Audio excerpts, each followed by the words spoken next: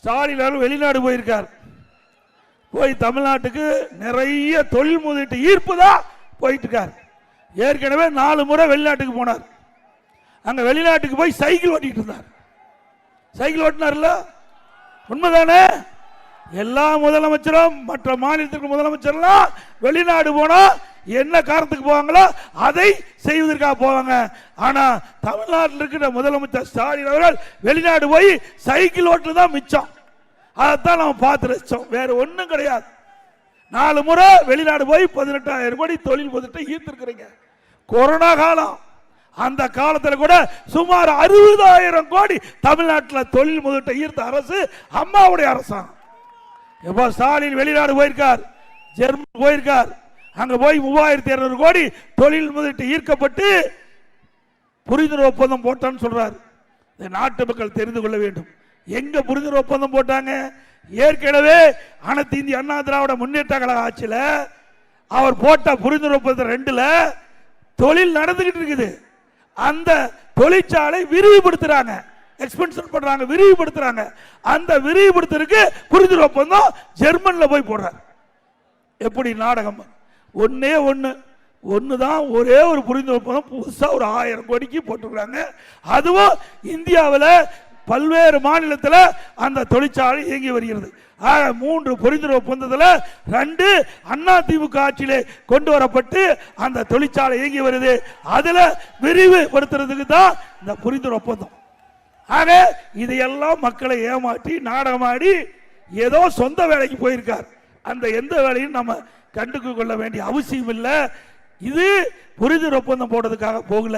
புரிந்துணர்வு ஒப்பந்தம் போட வேண்டும் தான் தமிழ்நாட்டிலே போட்டுக்கிறான். ஏன்னா இந்த தொழிற்சாலை தமிழ்நாட்டில் இயங்கி வருது.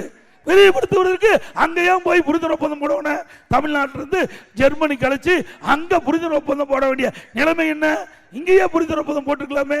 ஆக இதில் ஏதோ தில்லு முள்ளு இருக்குது. இதையெல்லாம் மக்கள் புரிந்து கொண்டால் சரி. இங்க இருக்கிற மாவட்ட மந்திரி யார் உங்களுக்கு தெரியும்? அவர் பத்திரப்பதிவு துறையில் இருக்காரு. ஆக கொள்ளையோ கொள்ள அடிக்கிறான்னு கீழே இருக்கிற மக்கள் பேசுறாங்க. நான் பேசுறேன், எங்களுக்கு பாயிண்ட் எடுத்து கொடுக்கிறாங்க மக்கள். இப்ப ஏற்கனவே பிராந்தி கடையில் 10 ரூபாய்னு ஒருத்தர் பேர் வாங்கியிருக்காரு. யார் உங்களுக்கு தெரியும்? இப்போ இங்க இருக்கிற அமைச்சர் 10% பதிவு செஞ்சா 10%, பத்திரப்பதிவு செஞ்சா 10% அவருக்கு போய் சேர வேணும். அப்படி சேர்ந்தாதான்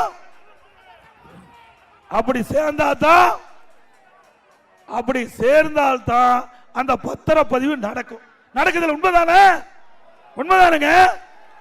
மேலூர் மக்கள் சொன்னாங்க, பல இடத்துல நான் கேள்விப்பட்டது தகவல். அதன் அடிப்படையில் இங்க இருக்கிற அமைச்சர், துறையினுடைய அமைச்சர், பத்திரப்பதிவு துறை அமைச்சர் பத்திரப்பதிவு செய்கின்ற பொழுது அதற்கு 10% அந்த சப்ரிஸ் ஆபீஸில் கொடுத்தா தான் அந்த பத்திரப்பதிவு செய்ய முடியும்.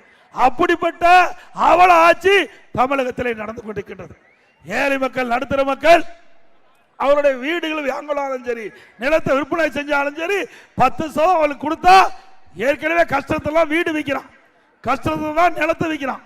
அப்படி இருக்கின்ற போது அவர்கிட்ட 10% கமிஷன் வாங்கினா அவள் எப்படி வாழ முடியும்? திமுக ஆட்சி ஒரு அவல ஆட்சி என்பதற்கு இதுவே உதாரணம். அது மட்டும் இல்ல, தமிழகத்தில் 582 பத்திரப்பதிவு அலுவலகம் இருக்குது. 582 பத்திரப்பதிவு அலுவலகம். அதுல ஒரு வருஷத்துக்கு மேல பத்திரப்பதிவு அலுவலகம் இருந்ததே கிடையாது.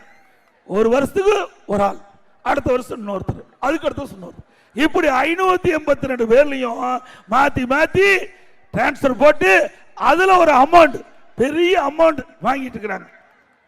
அண்ணா திமுக ஆட்சி வரும், கீழே இருக்கிற சக்கரம் மேலே வரும். அப்பொழுது இப்படிப்பட்ட ஊழல் எல்லாம் தோண்டி எடுத்து நடவடிக்கை எடுக்கப்படும். போன மாதிரி நினைச்சிடாதீங்க. போன தடவை நான் முதலமைச்சர் இருக்கும் போது 4 வருஷம் 2 வருஷம் 4 வருஷம் 2 மாதம் இருந்தேன்.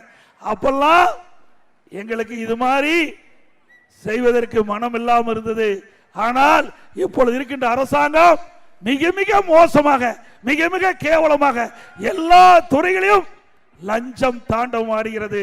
மக்களை வாட்டி வதைத்து இன்னைக்கு மக்களிடத்தில் பணம் பறிக்கின்ற சூழலை இருந்து கொண்டிருக்கின்ற காரணத்தினாலே இதை அனைத்து இந்திய அண்ணா திராவிட முன்னேற்ற கழக அரசு உங்கள் துணையோடு அடுத்த ஆண்டு வெற்றி பெற்று ஆட்சி அமைக்கின்ற பொழுது இதற்கெல்லாம் இன்றைய அமைச்சர்கள் பதில் சொல்லி ஆக வேண்டும். அது மட்டுமல்ல, இன்றைக்கு அண்ணா திமுக இன்றைக்கு எழுச்சி பயன் நடத்துது. அதுல எல்லாமே நடத்த முடியாத அளவுக்கு இங்க இருக்கிற அமைச்சர் தொந்தரவு கொடுக்கிறார். எந்த வத்தல நாயும் நானும் முதலமைச்சராக இருந்தேன்.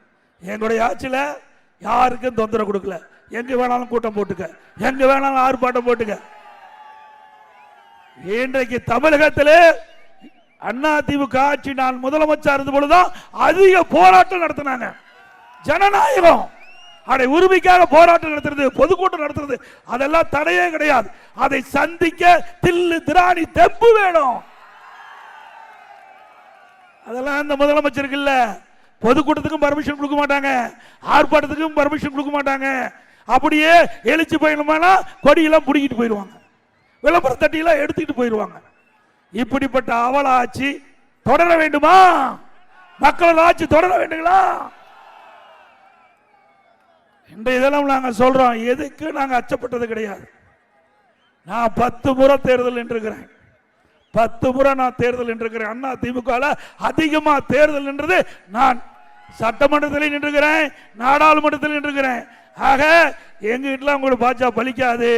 ஆகவே அடுத்த ஆண்டு நடைபெற்ற சட்டமன்ற தேர்தலில் அண்ணா திமுக நிச்சயம் வெற்றி பெறும், ஆட்சி அமைக்கும். அதே போல எப்பொழுது பார்த்தாலும் திராவிட முன்னேற்ற கழக தலைவர் அந்த கூட்டணி கட்சி தலைவர் எல்லாம் பேசிட்டு இருக்காங்க. அண்ணா திமுக பாரதிய ஜனதாவோட கூட்டணி போயிடுச்சு. அண்ணா திமுக பாரதிய ஜனதாவுக்கு அடிமை. நாங்க என்னைக்கே அடிமையா இருந்திருக்கிறோம். அடிமையெல்லாம் கிடையாது. அண்ணா திமுக கட்சி மக்கள் விரோத திமுக ஆட்சி அகற்றப்பட வேண்டும். அண்ணா திமுக நிலைப்பாடு மக்கள் விரோத திமுகவை அகற்றப்பட வேண்டும். பாரதிய ஜனதா தமிழகத்தில் இருக்கின்ற ஊழல் நிறைந்த திராவிட முன்னேற்ற கழக அரசை அகற்ற வேண்டும். 2 நிலைப்பாடும் திமுக அரசை அகற்றப்பட வேண்டும். அதை ஒத்த கருத்துடைய எங்கள் நாங்க கூட்டணி அமைச்சிருக்கிறோம். இதுல உனக்கு என்ன கஷ்டமா இருக்குது?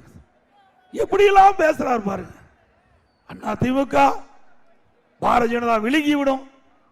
எங்களை எல்லாம் விழுங்குறதுக்கு ஒருபோதும் அண்ணா திமுக கிடையாது. திரு ஸ்டாலின் அவர்களே, உங்களுடைய கூட்டணி கட்சியை நீங்க விழுங்கிட்டு இருக்கிறீங்க, கொஞ்சம் கொஞ்சமா விழுங்கிட்டு இருக்கிறீங்க. இன்றைக்கு சேலத்தில் நடந்த கம்யூனிஸ்ட் மாநாடு, அந்த கம்யூனிஸ்ட் மாநாடுல திரு ஸ்டாலின் பேசுறாரு, பாதி நான் கம்யூனிஸ்ட், பாதி ஸ்டாலின் கம்யூனிஸ்ட். அப்படின்னா பாதிய ஸ்டாலின் கம்யூனிஸ்ட் கட்சி பாதியை விழுங்கிட்டார். அதனாலதான் அந்த வார்த்தையை சேலம் மாநாட்டில் பேசியிருக்கிறார். ஆகவே கூட்டணி கட்சி இருக்கு, திமுக தலைமையில் இருக்கின்ற கூட்டணி கட்சிகள்லாம் உஷாரா இருங்க. நாங்க உங்களை திட்டமிட்டு பேசல. உஷாரா இருந்தா நீங்க தப்புவீங்க. இல்லைன்னா கொஞ்சம் கொஞ்சமா திராவிட முன்னேற்ற கழகத்தில் ஸ்டாலின் உங்களை விழுங்கிடுவாங்க. அது மட்டும் இல்ல, இதே திமுக 1999ஆம் ஆண்டு நாடாளுமன்ற தேர்தல், அந்த நாடாளுமன்ற தேர்தலில் பாரதிய ஜனதா கட்சியோட கூட்டணி வச்சு போட்டிட்டாங்க இல்லையா? அப்ப திமுக பாரதிய ஜனதா வெற்றி பெற்று பாரத பிரதமர் அடல் பிகாரி வாஜ்பாய் அவர்கள் பாரத பிரதமர் தேர்ந்தெடுக்கப்பட்டு அந்த மத்திய அமைச்சரவையில் திமுக கட்சி சேர்ந்த திரு முரசொலி மாறன் அவர்கள் அமைச்சராக இருந்தார், மத்திய அமைச்சராக இருந்தார். போட்டோ பார், நாங்க சொன்னா பொய்யுமைங்க. திரு கருணாநிதி அவர்களும் திரு முரசொலி மாறன் அவர்களும் அவருக்கு மைக் சரி பண்ணிட்டு இருக்காங்க. திரு வாஜ்பாய் அவர்களுக்கு மைக் சரி பண்ணி கொடுத்துட்டு இருக்காங்க. நீங்க பாரதிய ஜனதா கட்சியோட கூட்டணி வச்சா அது நல்ல கட்சி. அண்ணா திமுக போய் பாரதிய ஜனதா கூட்டணி வச்சா பாரதிய ஜனதா விழுங்கிடும். பாரதிய ஜனதா கட்சி அண்ணா திமுக அடிமைன்னு சொல்லுவீங்க. எந்த விதத்திலையும். அதே போல 2001 தமிழக சட்டமன்ற பொதுத் தேர்தல் நடந்தது. அந்த காலகட்டத்தில் பாரதிய ஜனதாவோட திமுக கூட்டணி வச்சு போட்டியிட்டது.